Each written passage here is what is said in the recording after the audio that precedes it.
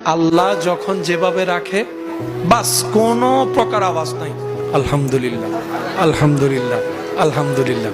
আমরা তো বান্দা, মনে তো চাওয়া থাকতেই পারে। আমরা তো মানুষ, স্বপ্ন তো কিছু থাকতেই পারে। তো বলেন না আপনার সেই রবের কাছে যিনি কুন বললেই ফায়াকুন হয়ে যায়, কিন্তু বলার ধরনটা থাকবে এভাবে, আল্লাহ এই জিনিসটা আমার মন চাচ্ছে, কিন্তু কোনটা আমার জন্য ভালো হবে কোনটা খারাপ হবে আমি তো বুঝি না, আমি তো জানি না। আল্লাহ আমি চাচ্ছি এই জিনিসটা তোমার যদি এটা আমার জন্য কল্যাণকর হয় তাহলে তুমি আমাকে দান করো, আর যদি সেটা না হয় তাহলে আমার মনটাকে তুমি পরিবর্তন করে দাও, আমাকে ধৈর্য ধারণ করার তৌফিক দান করেন। দেখবেন আপনার ধৈর্যের নিয়ামত পাবেন, যেটা চাচ্ছেন সেটা কল্যাণকর হলে সেটাও পাবেন। আল্লাহর ভান্ডারে কমতি বলে কোনো শব্দ বলেন না, আল্লাহর ভান্ডারে কমতি বলে কোনো শব্দ।